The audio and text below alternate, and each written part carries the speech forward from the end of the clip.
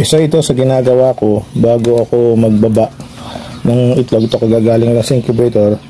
Bago ko ibaba sa hatchery, isa ito sa ginagawa ko. Testingin mo, lalagyan mo ganyan. Malaman mo kung malakas yung itlog o yung sisiw sa loob o hindi. Mapapansin mo, pipitik yan kung malakas yung sisiw. So, di siya ganun kalakas, di siya pumipitik. So, separate siya. Posible siyang hindi mapisa, no? Ganun yan ang ginagawa ko. So, ito, kung malakas, pipitik yan.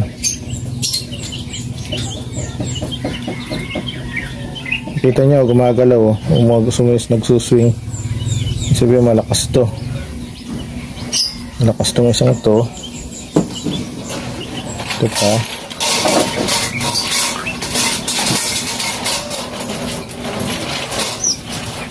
Napansin nyo, pipitik naman eh. Kapag malakas. Nagalaw siya. So, nakakatulong yan para mabilis na ito, baka hindi ito magpisa. Kasi hindi man lang gumagalaw eh. Oh.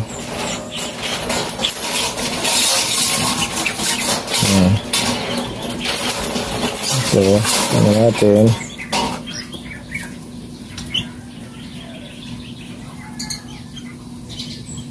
Hindi rin malalaman eh. Yun oh, pumipitik siya. Pag pumipitik yan, lakas oh. Lakas to. Sigurado, maunang mapisa yan. Ito pa isa, tingnan natin. Uy. Ayan, pag nakatigil, titingnan nyo, ayan o, gumagalaw siya o. Gumagalaw. Diba malakas to. Ayan, dito sa itlog ng bantam. Tingnan natin.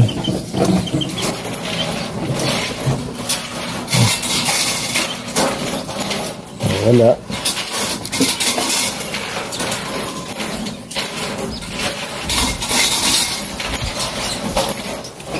Ano isa sa ginagawa ko para malaman ko kung malakas yung itlog o hindi. Ayan, gumagalaw. Lakas eh. Interesting na pala to. Ito.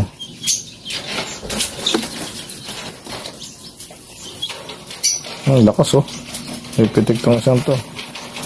Ang sipa ka agad. Oh. Yan yung isa sa ginagawa ko.